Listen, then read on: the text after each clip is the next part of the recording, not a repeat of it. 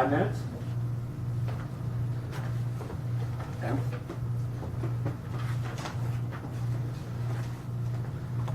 To capture beauty.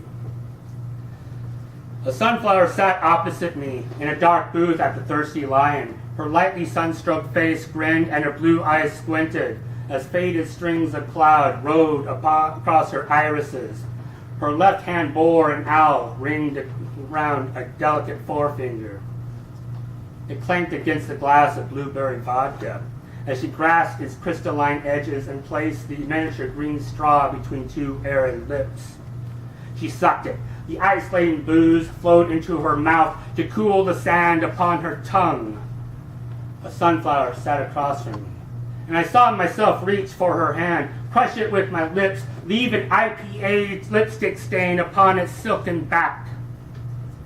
And a sunflower sat right next to me, and I desired to savor the whispers of her scent upon my curious tongue as it thrust from my mouth into hers.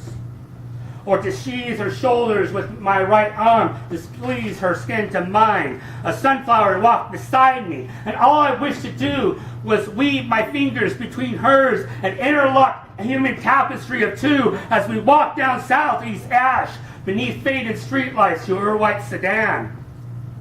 And a sunflower stood before me in the jaded moonlight, and my hand inched to my camera so I hear the delicate clicking tune of my Canon 60D as the lens gropes the curves of her body to capture the images of it on an SD card.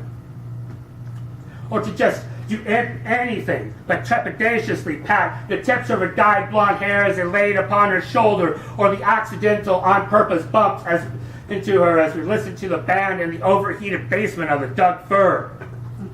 And I just wish to pluck the sunflower from the fertile earth of her garden, but I don't.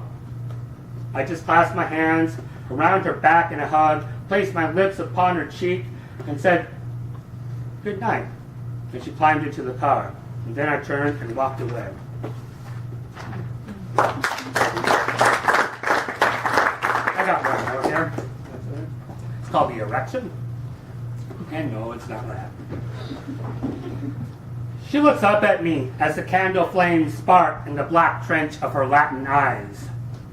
Like a kaleidoscope of fractured stars, the diamond stud impaled in her tan nose captures strands of light whose stretched fingers stroke the sharp edges of its crystalline face. Her red-painted plastic press-on nails scratch the grained surface of the black-stained table. "I'm pretty interested in you," I tell her. "Your laughter is a crick whose trickle sings as it bounces past your succulent mouth." And she says, "Your words make me float upon the warm breeze." And she says, "I don't understand how you can see me the way you tell me you do." And she says, "Your poems whisper to me in my sleep." And she scrapes a fingertip around the dew that circles her glass of ruby red beer. And I ask her, "Will you let me buy you another drink?" And her eyes flick to the door of Embry Hall as her dark curls quake with a jaded no. And she says, "I grow weary of the off-key rhythm of your boombox voice. Let me alone."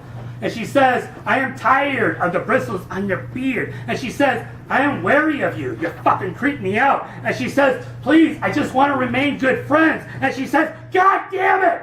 All the good guys are fucking gone!"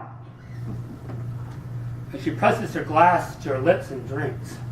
I rise and erect my middle finger.